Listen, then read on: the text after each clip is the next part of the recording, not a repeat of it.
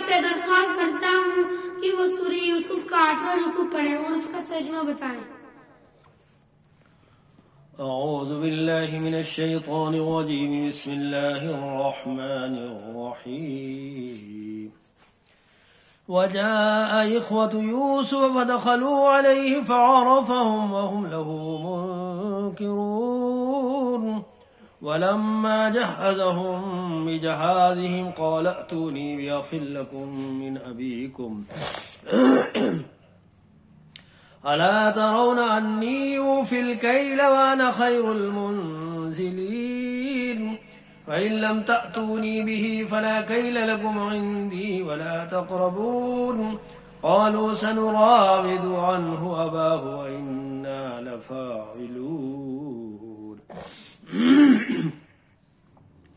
وقال لفتيانه اجعلوا بضاعتهم في رحالهم لعلهم يعرفونها إذا انقلبوا إلى أهلهم لعلهم يرجعون ولما رجعوا إلى أبيهم قالوا يا أبانا منع منا الكيل فأرسل معنا أخانا نكتل وإنا له لحافظون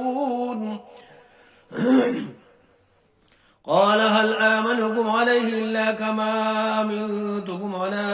أخيه من قبل فالله خير حافظا وهو أرحم الراحمين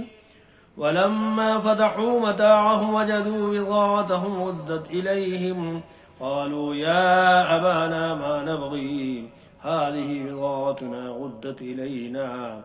ونمير أهلنا ونحفظ أخانا ونزداد كيل بعير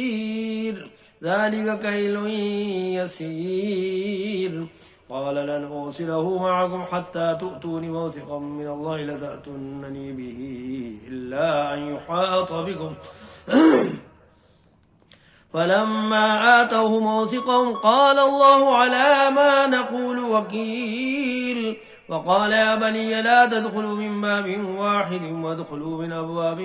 متفرقة وما أغني عنكم من الله من شيء إن الحكم إلا لله عليه توكلت وعليه فليتوكل المتوكلون ولما دخلوا من حيث أمرهم أبوهم ما كان يغني عنهم من الله من شيء إلا حاجة في نفس يعقوب قضاها وإنه لذو علم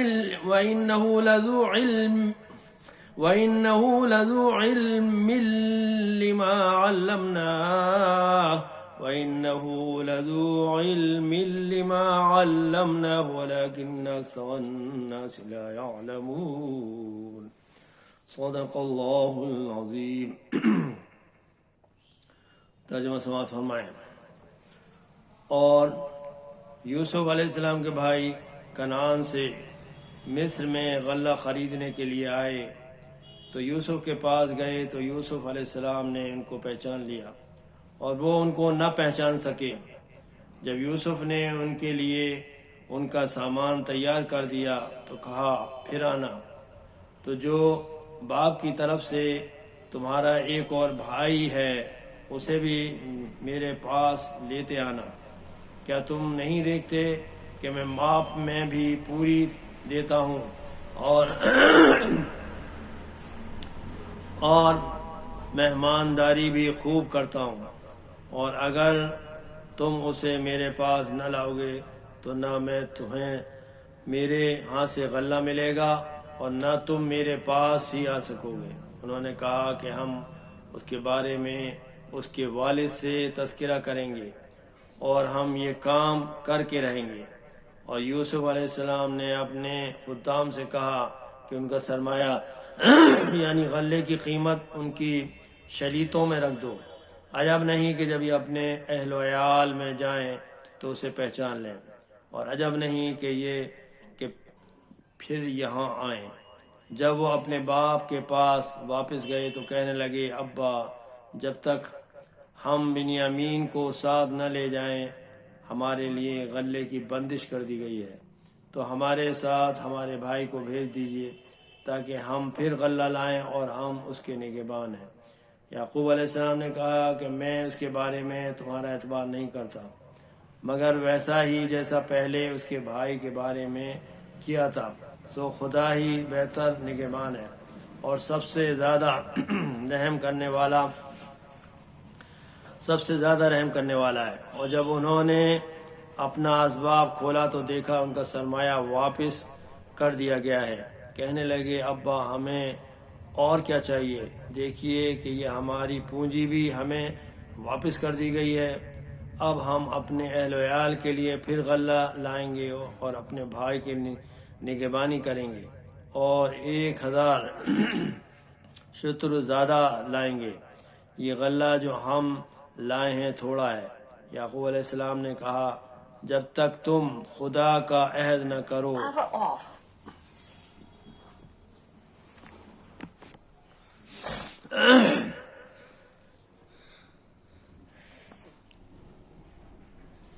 مگر یہ کہ تم گھیر لیے جاؤ، بس یہ بے بس ہو جاؤ تو مجبوری ہے۔ یعقوب علیہ السلام نے کہا جب تک تم خدا کا عہد نہ دو کہ اس کو میرے پاس صحیح و سالم لے آؤ گے، اسے ہرگز تمہارے ساتھ نہیں بھیجنے کا، مگر یہ کہ تم گھیر لیے جاؤ یعنی بے بس ہو جاؤ تو مجبوری ہے۔ جب انہوں نے ان سے عہد کرایا تو یعقوب علیہ السلام نے کہا جو قول و قرار ہم کر رہے ہیں اس کا خدا ضامن ہے، اور ہدایت کی کہ بیٹا ایک ہی دروازے سے داخل نہ ہونا بلکہ جدا جدا دروازوں سے داخل ہونا،